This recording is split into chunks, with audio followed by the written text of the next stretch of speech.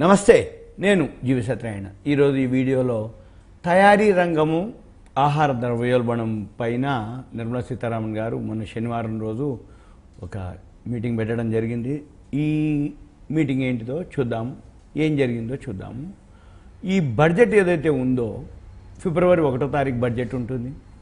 ఈ ఫిబ్రవరి 1వ తారీఖు బడ్జెట్ ముందు ఇప్పుడు మన ఆర్థిక మంత్రి నిర్మలా సీతారామన్ గారు ప్రముఖ ఆర్థికవేత్తలతోటి సమావేశం అవటం, అయితే గతం కంటే కూడా ఈసారి మెరుగ్గా అభివృద్ధి సాధించడానికి ఏదైతే అవసరమైనటువంటి బడ్జెట్ని రూపకల్పనపై ఆవిడ చర్చించడం జరిగింది.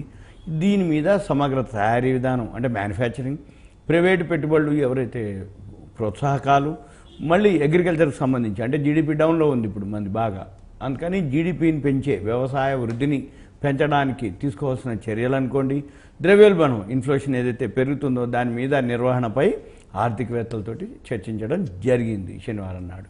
అయితే దీంతో ఏదైతే ఈ భాగంగా ఎక్కువ శాతం అదనపు గ్రీన్ ఎనర్జీ వనరులు అన్వేషించాలని, అగ్రికల్చర్ సంబంధించిన వ్యవసాయ ఉత్పత్తులు నిల్వల్ని పెంచాలని ప్రముఖులు సూచించారు.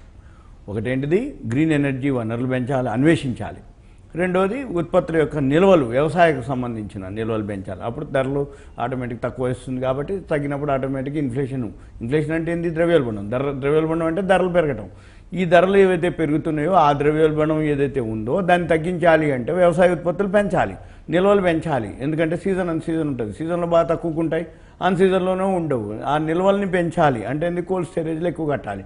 ఈ కోల్డ్ స్టోరేజ్లు కనుక కడితే నిల్వలు ఉంటాయి, అన్ సీజన్లో కూడా మనకి తక్కువలోకి దొరుకుతాయి అనేది అనమాట. అయితే ఈ పెరుగుతున్నటువంటి ద్రవ్యోల్బణాన్ని కట్టడి చేసేందుకు అవసరమైనటువంటి ఈ విధానాలు చర్చించడం జరిగింది.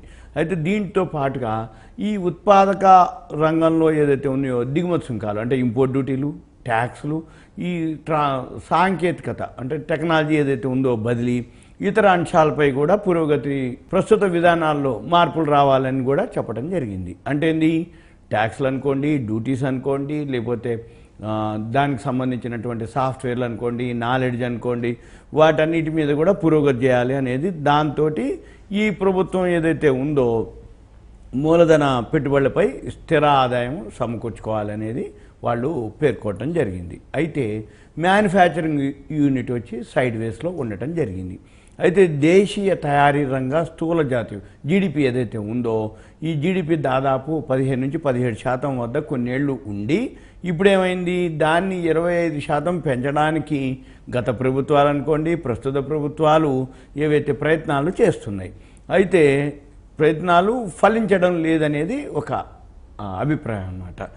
ఈ అనేక రంగాల్లో ఏవైతే ప్రైవేటు పెట్టుబడులు వస్తున్నప్పటికీ కూడా ప్రభుత్వం మూలధన వ్యయంపై స్థిరమైనటువంటి వృద్ధిని సాధించడానికి, ఈ కంపెనీలను ప్రోత్సహించడానికి కొంతమంది ఆర్థికవేత్తలు వాళ్ళని సిఫారసు చేయడం జరిగింది. అయితే 2025-26 ఇప్పుడు మనం బడ్జెట్ ఏదైతే ఉందో ఇప్పుడు 2024 డిసెంబర్లో ఉన్నాం, రేపు ఫిబ్రవరిలో బడ్జెట్ ఏదైతే ఉందో 2025 అంటే మార్చి అయిపోయిన తర్వాత ఏప్రిల్ టు ఏదైతే ఉందో 2025-26 బడ్జెట్కి సంబంధించి ఈ ప్రభుత్వ మూలధన వ్యయం ఇంకా పెరుగుతుందనేది కూడా అంచనా వేయడం జరిగింది.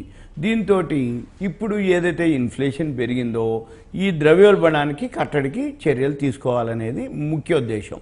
అయితే దీనికి ఏం చేయాలి? ఈ ద్రవ్యోల్బణం ఏదైతే ఉందో అంటే గ్రోత్కి, ప్రోగ్రెస్కి ప్రధాన అడ్డంకి ఈ ధరలు పెరగటం. ఈ ధరలు పెరిగితే ఏమవుతుంది? ఖర్చులు పెరుగుతాయి, ఖర్చులు పెరిగితే ఆటోమేటిక్గా లాభాలు తగ్గుతాయి, లాభాలు తగ్గితే షేర్ ప్రైస్ తగ్గిపోద్ది. సింపుల్. ఎప్పుడైతే ద్రవ్యోల్బణం మామూలుగా ఉంటుందో ఖర్చులు తగ్గిపోయినప్పుడు కంపెనీకి లాభాలు వస్తాయి, షేర్ ప్రైస్ పెరుగుతుంది. ఒకటే బండ గుర్తు. మనం ఏవైతే షేర్ కొనాలి అనుకుంటే ఆ కంపెనీ లాభాల్లో ఉండాలి. ఖర్చులు పెరిగితే అంటే లాభాలు తగ్గిపోతాయి, ఖర్చులు తక్కువ ఉంటే లాభాలు. ఖర్చులు అంటే ఏంటిది? ఇన్ఫ్లేషనే. ఇన్ఫ్లేషన్ దేనితోటి పోలుస్తారు అంటే మనం కొనుక్కునే వస్తువులు ఏదైతే ఉన్నాయో, తినేవనుకోండి, తాగేవనుకోండి, అన్ని అనుకోండి, అవి ప్రతిదానికి వర్తిస్తాయి. అయితే దీంతో పాటు ఏంటిది అంటే ఈ ఆహార ద్రవ్యోల్బణాన్ని స్థిరంగా నియంత్రణలో ఉంచడానికి, వ్యవసాయ ఉత్పత్తుల్ని పెంచాలని ప్రముఖులు విశ్లేషించడం జరిగింది. దాంతోపాటు మెయిన్ ఏంటిదంటే కోల్డ్ స్టోరేజ్లు ఉండాలి.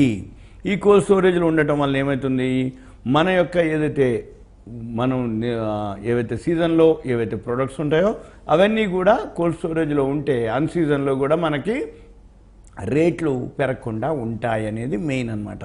అంటే ఉత్పత్తుల యొక్క నిల్వ సౌకర్యాలను పెంచడానికి మరిన్ని చర్యలు తీసుకోవాలి. అయితే దీంతో పాటుగా పునరుత్పాదక ఇంధన ఉత్పత్తిని కూడా మనం ఏదైతే ఇండియా ఉందో అనుసరిస్తున్నటువంటి విధానాలు ప్రశంసనీయం అయినప్పటికీ గ్రీన్ ఎనర్జీలో ఇంకా ఆవిష్కరణలు రావాలని తెలపడం జరిగింది. ఇవన్నీ కూడా రాబోయే రోజుల్లో చూద్దాము. రాబోయే రోజుల్లో బడ్జెట్ ఉంటుంది. ఇప్పుడు డిసెంబర్లో ఉన్నాం.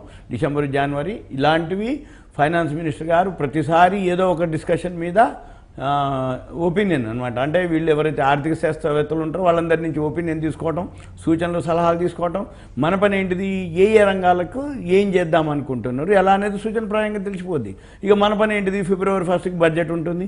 ఇక బడ్జెట్లో దేనికి పెద్దపీట వేస్తారు, అగ్రికల్చర్కా, గ్రీన్ ఎనర్జీకా, సోలార్ పవర్కా, రియల్ ఎస్టేట్కా, ఇవన్నీ మనం చూడాలి. మనం చూసి రాబోయే రోజుల్లో ఏఐ, ఆర్టిఫిషియల్ ఇంటెలిజెన్స్ అనుకోండి, డ్రోన్స్ అనుకోండి, వాటన్నిటికీ పెద్దపీట వేసే ఆలోచనలు ఉన్నాయి. అయితే ఇవన్నీ జరగడం వల్ల ఏమవుతుంది, ఆ కంపెనీలకు మనం కనుక ఇన్వెస్ట్ చేస్తే ఆ కంపెనీలు మనం రాబోయే రోజుల్లో పెరుగుతాయి అన్నమాట. ఉదాహరణకి ఇప్పుడు డ్రోన్లు ఏదైతే ఉన్నాయో ఆల్రెడీ ఆల్ ఓవర్ ఇండియాలో చాలా కంపెనీలు అంటే అగ్రికల్చర్కి సంబంధించి ఏవైతే ఉన్నాయో డ్రోన్ల మీద బోర్డర్లో అనుకోండి ఎక్కడైనా సరే ఇప్పుడు డ్రోన్లు అనేది చాలా అయిపోయిందనమాట. అందుకని మనం ఏం చేయాలి, రాబోయే రోజుల్లో ఏ కంపెనీలకు ఏ ప్రోడక్ట్కి డిమాండ్ ఉంటుందో చూసుకొని ఆ కంపెనీలు ఆ ప్రోడక్ట్లో మనము ఇన్వెస్ట్ చేయాలి. సింపుల్గా ఇది అనమాట. ఇదంతా మీకు awareness, education, information, knowledge purpose మాత్రమే. Thank you. సెలవు.